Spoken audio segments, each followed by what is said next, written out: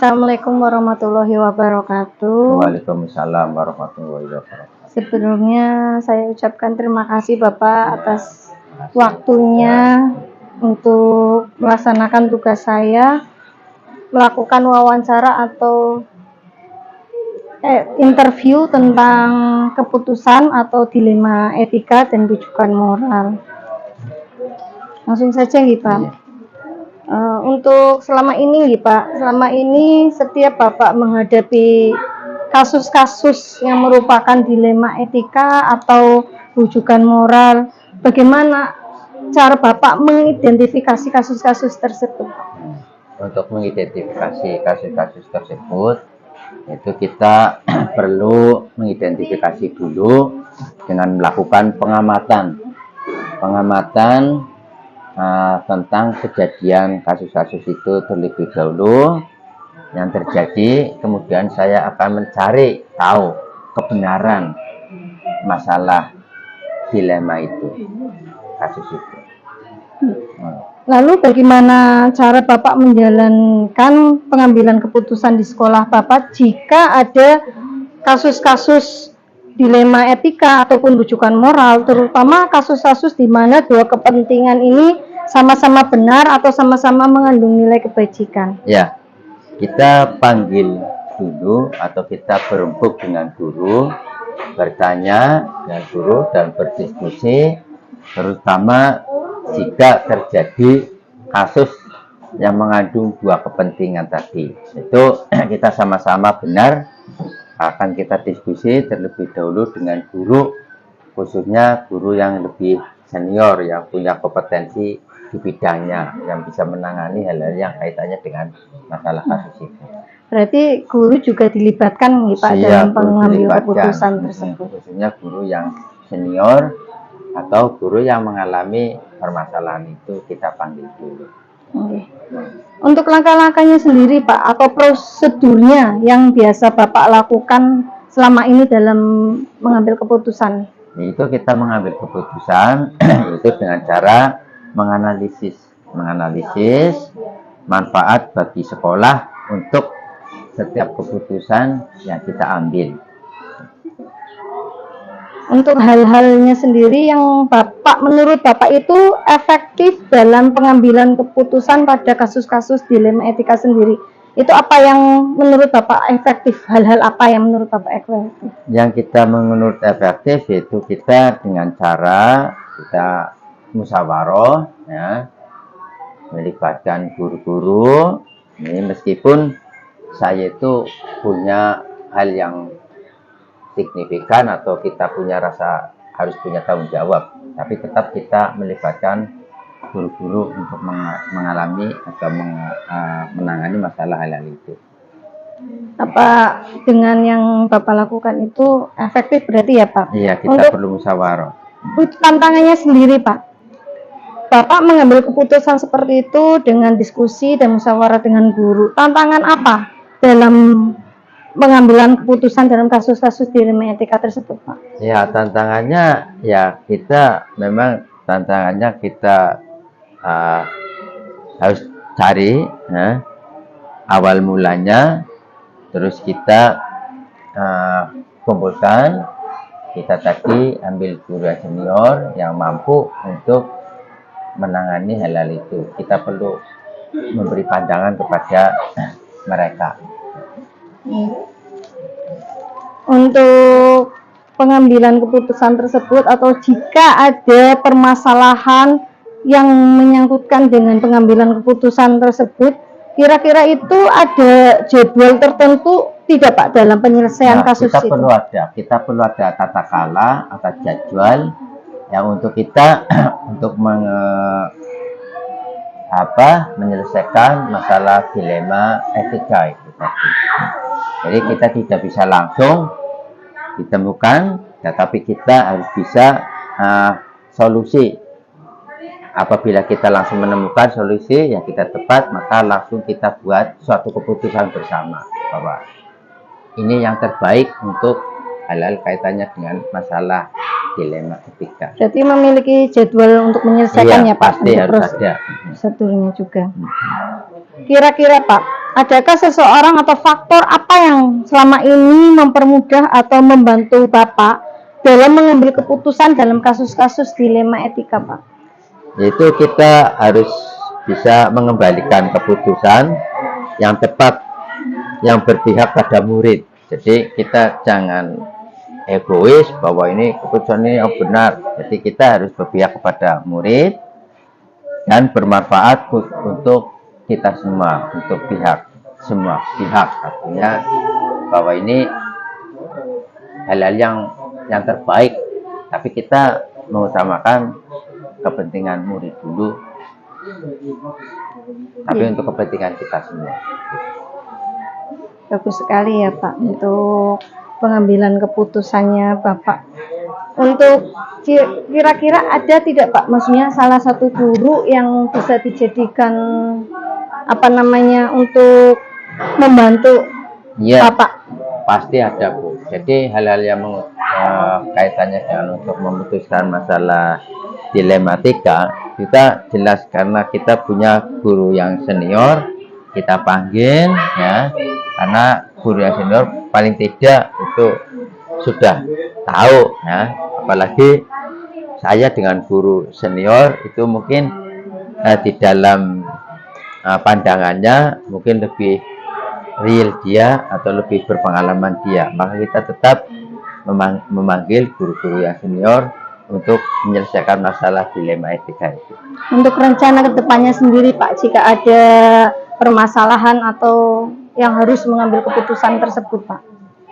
Itu kita mengambil keputusan yang mengandung unsur dilema etika, yaitu kita tetap menggunakan jalur musyawarah. Setiap kali ada masalah itu kita tiadakan musyawarah untuk menanggulangi masalah hal yang itu.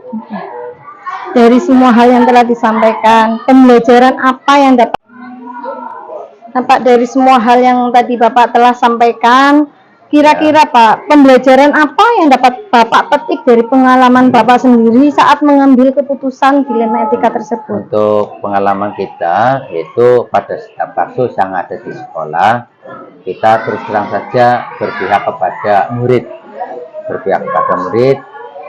dan untuk bisa bermanfaat untuk semua pihak. Hasil keputusan yang kita manfaatkan. Oke Pak, itu wawancara saya cukup sekian Bapak. Saya ucapkan terima kasih. Mudah-mudahan kelak saya bisa menjadi seperti Bapak dalam mengambil keputusan dilema etika gitu Pak. Ya, selamat berjuang, semoga sukses selalu. Mohon doanya gitu Pak. Terima kasih. Wassalamualaikum warahmatullahi wabarakatuh. Waalaikumsalam.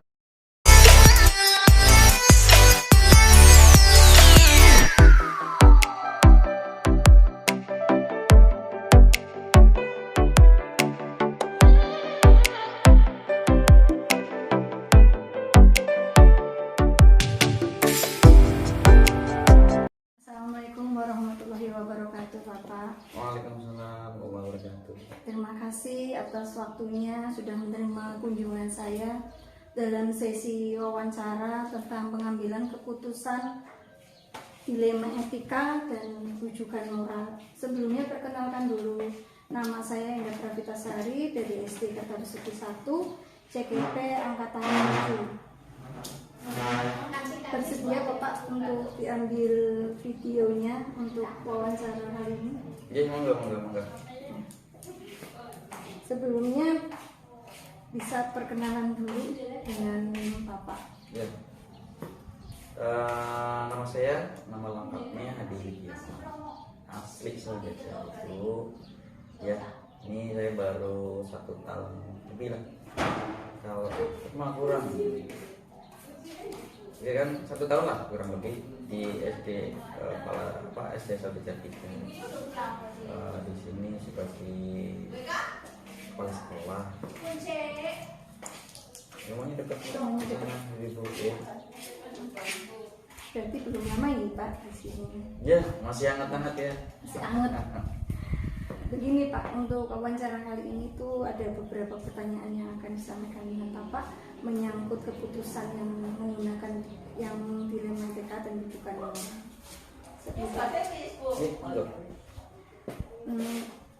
Bagaimana sih pendapatnya Bapak jika di sekolah Bapak ini terdapat masalah mengenai beberapa yang harus membuat Bapak itu mengambil keputusan dengan menyangkut dilema etika atau rujukan moral?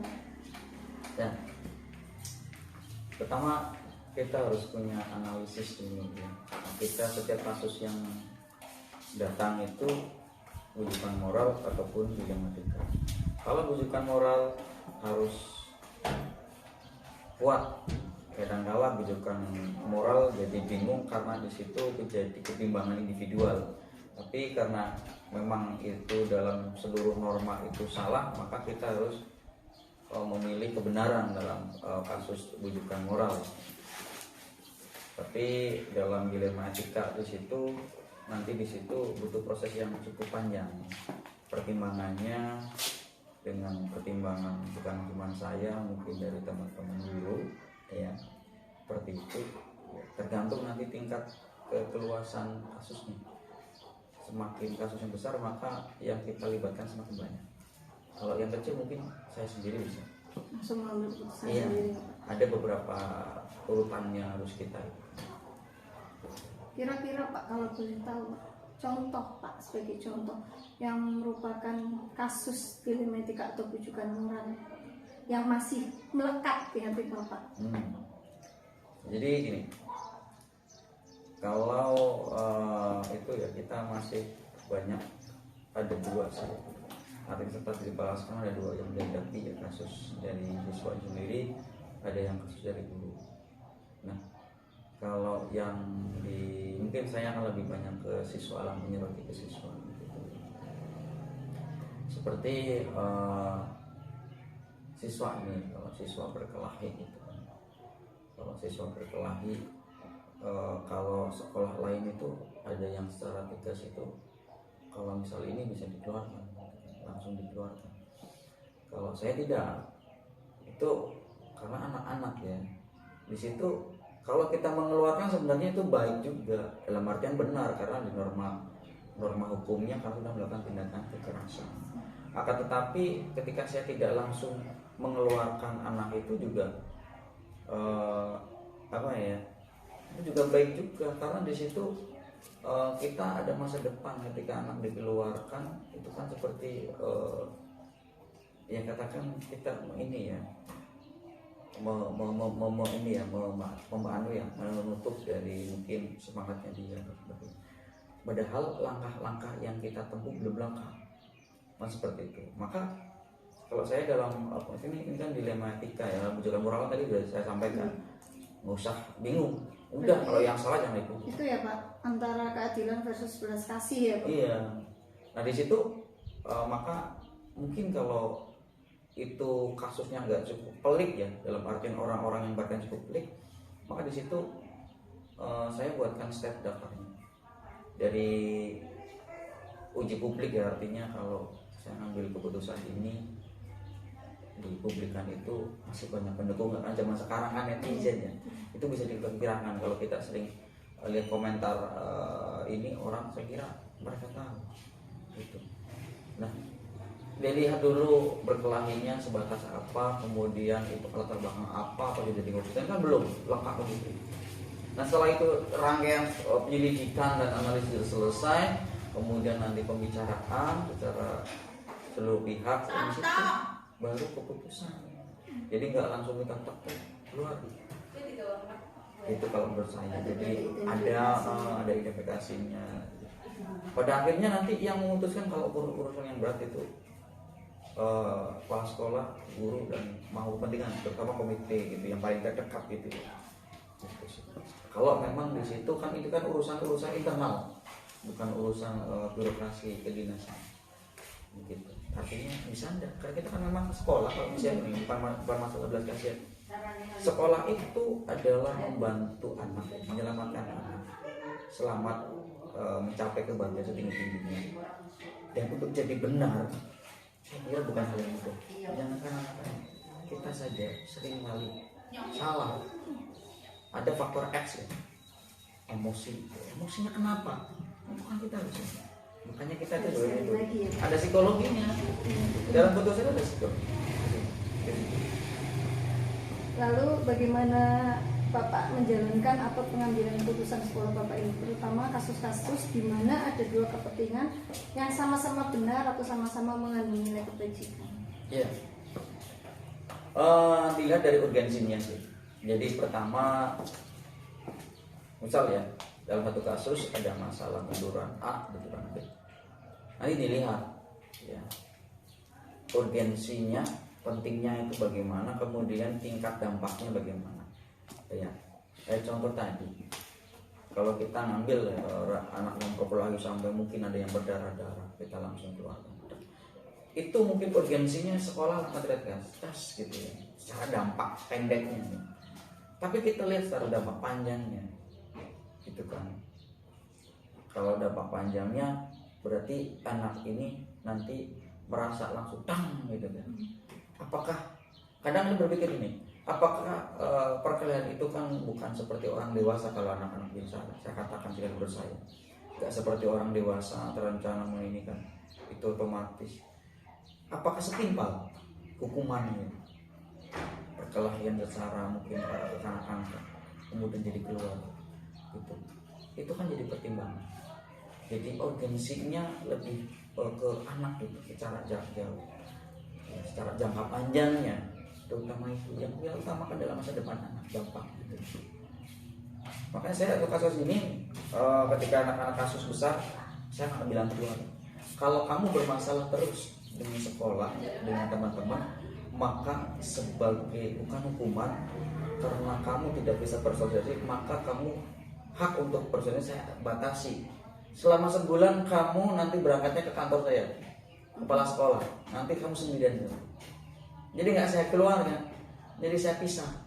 Di sini mungkin saya bimbing sendiri gitu. Saya menyampaikan itu kepada anak-anak. Jadi saya nggak mengancam keluar dulu. Jadi biasanya tuh kalau anak-anak mereka cenderung itu berulah kalau mereka dalam bersosial. Kalau sendirian kembali ke lucunya dia. Itu kalau ibu bisa lihat ya anak-anak betapa nakalnya ketika tidur terlihat lucu sebenarnya. Jadi itu bukanlah faktor katakan memang kesengajaan kalau menurut saya seperti. Berarti intinya tidak menghakimi langsung anak gitu. Iya, kalau anak-anak tapi memberi pembelajaran lagi. Anak-anak itu beda dengan samakan dengan orang dewasa. Itu sudah termasuk langkah-langkah atau prosedur yang Bapak lakukan dalam mengambil keputusan, Pak? Iya, jadi langkahnya itu kan tadi pertama uji ya kan, dampaknya kita analisis dulu dan mana yang pengambilan ini dampaknya lebih besar, lebih panjang, mana yang dampaknya lebih luas dan lebih panjang waktunya. Kemudian kita seandainya nih termuat nih uji kelayakan publik ya, kasus A diselesaikan dengan A, kemudian langsung publik ya misalnya di Facebook, komentarnya kayaknya bagus apa enggak ya, kayaknya ya, itu bisa kita kira kok, misalnya dengan judul ini ya, si Udin gara-gara sering berkelahi dengan temannya sekarang belajarnya di kantor kepala sekolah ya, kira-kira kalau dipublikkan itu jadi masalah besar enggak? Apakah itu dapat dukungan? Itu saya bisa ditebak. Mestinya kan mending gitu kan. Oh mending, mungkin ada komentar mungkin ya menurut saya sih. Mending itu nggak langsung dikeluarkan gitu ya. Mending itu bisa saja. Pro kontra ya. Ada yang kontra, anaknya gitu keluarin aja gitu. Tapi saya yakin kalau netizen itu kebanyakan juga, walaupun pada kenyataannya mereka kadang kala juga tidak sesuai yang dikatakan, tapi kalau komentar dia masih sosial banget. Tapi kalau misalnya permasalahan itu mencuat Pak dan viral gitu ya Pak, untuk dampak ke anaknya sendiri Pak atau ke sekolahan sendiri itu Pak gimana Pak? Ya kalau tadi mencuatnya kan dia nggak di sana tapi jadi terpisah gitu kan. Saya kira tidak ada masalah besar. Dia kan hanya terpisah. Belajar dulu nih, belajar dulu dia sama ini bimbingan khusus namanya. Ini kan lebih intens. Karena face to face mungkin selama seminggu 2 minggu kemudian terjadi ini, biasanya anak kalau udah sendirian itu beda. Kemudian nanti kita lepas lagi kan, kembalikan lagi ke kelasnya gimana, pengen kan sama teman-teman ya Pak, makanya kalau pengen kamu belajar sosial yang bagus, kalau berteman itu kamu jaga emosi gitu. Kalau nanti sini lagi kamu temennya sama Pak Adi aja gitu kan. Iya. Nah, untuk itu sendiri Pak, hal-hal yang dianggap Bapak itu menurut Bapak itu efektif Pak dalam mengambil keputusan pada kasus-kasus tersebut. Ya, untuk efektif itu memang dua hal, yaitu orang-orang yang berkaitan, itu dari muridnya dan orang tuanya. Dari muridnya di situ kita harus bisa dengar, kemudian sekali dua kali ternyata masih belum berubah, berarti kita butuh orang tuanya. Jadi orang tua itu nggak mungkin nggak langsung ya, jadi orang tua kita diskusikan dulu ini, kemudian setelah itu mungkin orang tua. Itu yang paling efektif ya Pak dalam memanggil orang tua ya. Untuk itu sendiri Pak, dalam menghadapi tadi kan kayak mungkin masuk di Facebook jadi pro kontra ya Pak. Apa tantangannya sendiri Pak bagi Bapak itu? Apa Pak? Saya kira kalau yang namanya pro kontra itu pasti akan dihadapi, karena orang juga punya persepsi, punya kepentingannya masing-masing. Satu hal yang penting, kita dalam mengambil keputusan kita punya landasannya, baik norma hukumnya, norma sosialnya. Nah itu kemudian dampak yang kita harapkan dari itunya kita jelas, terukur, terarah, dan mau dibawa kemanapun kita tinggal jawab apa yang sudah kita melaksanakan itu. Terus apakah Bapak memiliki sebuah jadwal atau tak kala dalam menyelesaikan kasus dilema etika tersebut? Kalau jadwal sih tidak ada. Kenapa tidak ada? Kasus kan nggak terjadwal Mbak, ya Bu ya. Jadi kalau ya terjadwal itu kasusnya datangnya juga tidak terjadwal, jadi penanganannya cepat gitu. Ada kasus saya tangani gitu. Sementara kan katakan jarang gitu loh, jadinya kalau mau jadwal misal bulan ini penanganan, lo nggak ada kasus bagaimana? Jadi ada kasus kita selesaikan langsung sampai tuntas gitu. Berarti menyelesaikannya langsung di tempat ya Pak? Ya langsung di tempat, kemudian waktu berikutnya nyambung sampai selesai kan begitu. Oke Pak. Untuk faktor-faktornya sendiri Pak, selama ini faktor-faktor apa yang mempermudah dalam membantu Bapak dalam mengambil keputusan kasus-kasus tersebut? Ya, faktor yang paling mempermudah adalah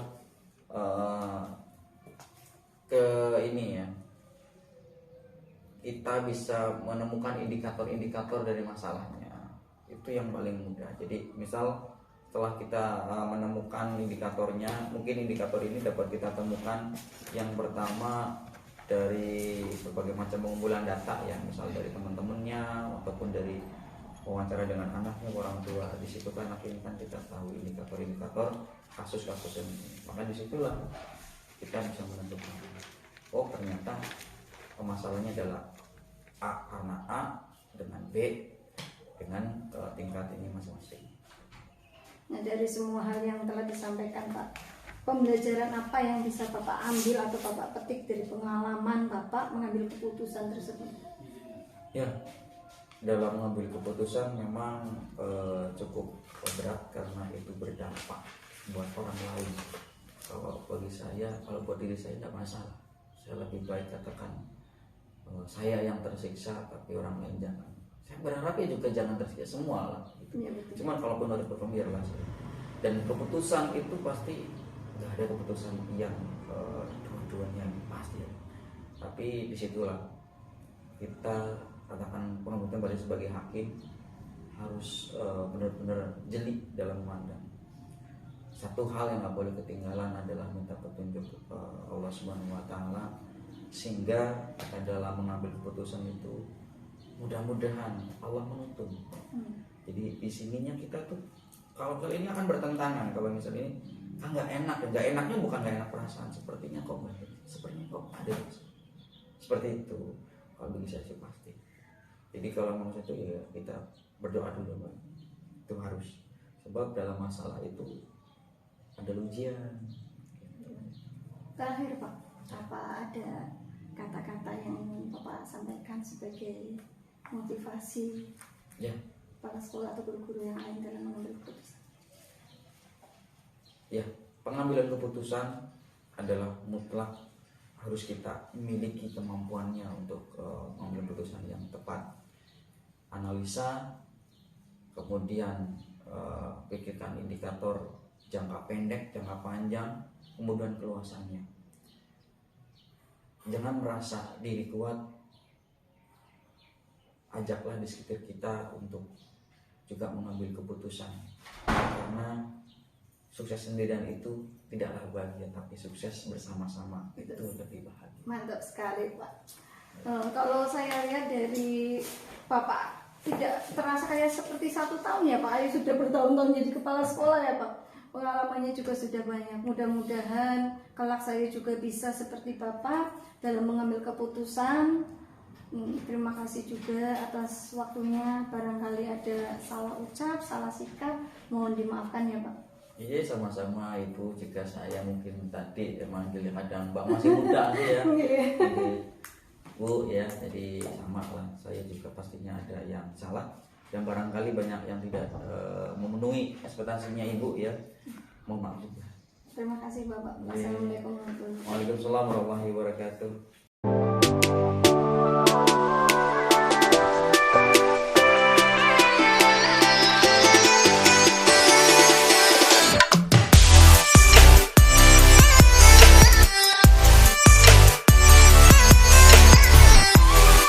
Waalaikumsalam warahmatullahi wabarakatuh.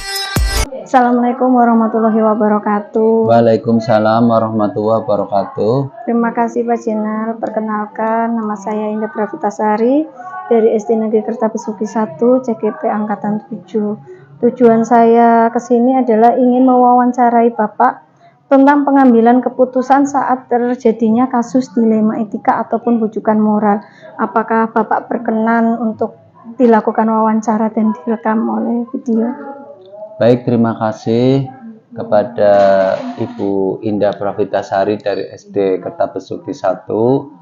Saya bersedia untuk memberikan atau diwawancara oleh Ibu Indah Pravitasari, tapi terlebih dahulu saya perkenalkan diri. Nama saya M. Zainal Mutakin SPD dari SD Negeri Demling 02. Baik, monggo silahkan Ibu Indah Pravitasari, barangkali mau melakukan wawancara, saya siap. Terima kasih Bapak. Untuk pertama itu saya akan bertanya pada Bapak, apakah pernah dalam Bapak selama Bapak menjadi kepala sekolah menemukan kasus-kasus yang merupakan dilema etika atau bujukan moral? Baik, terima kasih kepada Ibu Indah Pravitasari. Untuk pertanyaan pertama, yaitu saya pernah mengalami hal yang dimaksudkan oleh Ibu Indah Pravitasari, mengalami di SD Negeri Demling 02. Kalau boleh tahu cerita atau kasusnya seperti apa Pak? Ya, seperti anak membolos, terus kenakalan anak-anak seperti itu. Untuk pengambilan keputusan sendiri Pak dalam menghadapi anak yang bermasalah tadi ya Pak. Ini untuk pertanyaan kedua ya Pak. Untuk pengambilan keputusan di sekolah Bapak, terutama untuk kasus-kasus di mana ada dua kepentingan yang sama-sama benar atau sama-sama mengandung nilai kebajikan, bagaimana yang panjenengan lakukan? Ya, biasanya saya akan berdiskusi dengan guru-guru, terutama guru senior di sekolah. Jika terjadi kasus yang mengandung dan kepentingan sama-sama benar, saya akan berdiskusi terlebih dahulu dengan guru yang berkompeten di bidangnya. Oke. Untuk langkah-langkah sendiri Pak dan atau prosedur seperti apa yang Bapak lakukan selama ini? Langkah-langkah yang saya lakukan dalam mengambil keputusan adalah dengan menganalisis manfaat bagi sekolah untuk setiap keputusan yang diambil. Oke Pak. Untuk kalau tadi prosedur atau langkah-langkah, apa pernah Pak guru di sini diajak untuk pengambilan keputusan tersebut? Alhamdulillah, selalu saya ajak untuk berdiskusi dalam mengambil keputusan tersebut. Lalu hal-hal apa saja Pak yang selama ini Bapak anggap efektif dalam pengambilan keputusan pada kasus-kasus dilema etika? Biasanya hal-hal yang efektif dalam pengambilan keputusan adalah dengan memutuskan sendiri apa yang baik untuk sekolah maupun dengan melibatkan guru melalui musyawarah, meskipun saya yang bertanggung jawab. Berarti musyawarah dengan guru-guru nanti tertanda petanggung jawabnya panjenengan ya Iya. Pak selaku kepala sekolah. Jadi selalu dimusyawarahkan untuk menghasilkan keputusan yang terbaik untuk sekolah. Untuk seperti sekolah itu. sendiri Pak. Untuk hal-hal apa saja Pak yang selama atau mungkin dalam mengambil keputusan ya Pak, jenengan berdiskusi atau musyawarah dengan guru. Tantangan apa Pak yang dihadapi dalam pengambilan keputusan tersebut? Biasanya hal-hal yang menjadi tantangan bagi saya adalah ketika saya harus memutuskan keputusan yang berkaitan dengan perasaan, seperti itu. Ya kalau menyangkut perasaan susah ya Pak antara Iya. apa namanya harus keadilan bagaimana, perasaan gimana itu untuk susah juga ya Pak kalau Ya, memberikan biasanya ada seperti ya kasihan, kasihan, gitu. nggak enak atau karena menyinggung tentang perasaan, Iya, seperti betul. itu. Terus untuk seperti halnya kasus ya Pak, mungkin kan kalau kasus tidak pernah terjadwal, bisa terjadi kapan saja ya Pak. Tapi biasanya kan ada yang namanya rapat ya Pak. Iya. Untuk itu kira-kira itu terjadwal atau tatkala tidak Pak? Berarti saya memiliki sebuah tata kala atau jadwal tertentu dalam sebuah penyelesaian kasus dilema etika. Apabila kasus tersebut tidak bisa langsung ditemukan solusinya, namun jika langsung menemukan solusi yang tepat, maka langsung dibuat keputusan. Berarti langsung ya Pak, kalau misalnya kasus baru tiba-tiba ada gitu ya Pak, langsung mengambil keputusan, tapi tetap dilakukan itu ya Pak, penjadwalan. Untuk prosedurnya sendiri Pak, dalam mengambil keputusan itu bagaimana? Tadi seperti tadi musyawarah atau Ya, diskusi. selalu dengan penyelesaiannya dengan musyawarah seperti itu. Adakah seseorang atau faktor-faktor Pak yang selama ini mempermudah atau membantu panjenengan dalam mengambil keputusan dalam kasus-kasus dilema etika ini? Biasanya yang bisa membantu itu seperti Dewan Guru untuk memberikan masukan-masukan apa yang bisa dari guru-guru masukannya yang terbaik atau yang bisa menghasilkan keputusan sehingga bisa berdampak untuk sekolah yang baik pula. Berarti tetap guru-guru diikutkan ya, Pak. diikutkan. Untuk komite sendiri Pak, jika ada permasalahan sekolah, komite ikut serta atau pengawas gitu?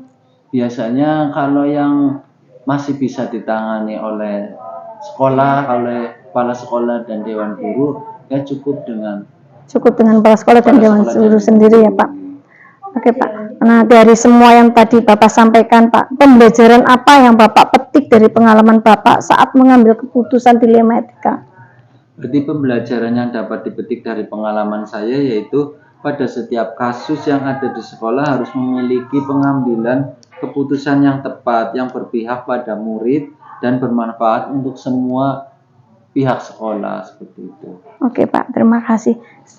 Demikian Pak wawancara saya, kurang lebihnya saya mohon maaf, dan jika ada perkataan atau sikap yang tidak berkenan di hati Bapak mohon dimaafkan.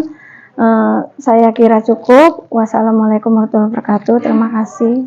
Waalaikumsalam warahmatullahi wabarakatuh. Terima kasih kepada Ibu Indah Pravita Sari dari SD Kertabesuki 1 yang sudah melaksanakan wawancara terhadap saya, dan semoga bermanfaat untuk Ibu Indah Pravita Sari. Mudah-mudahan juga kelak saya jika jadi pemimpin seperti Bapak bisa mengambil keputusan dengan cara yang sama yang Bapak lakukan juga. Amin, amin ya rabbal alamin. Semoga Ibu Indah Pravita Sari juga sukses untuk CGP Angkatan 7-nya. Semoga berkarir di dunia pendidikan dan terus bergerak dan menggerakkan Amin. Terima kasih Bapak.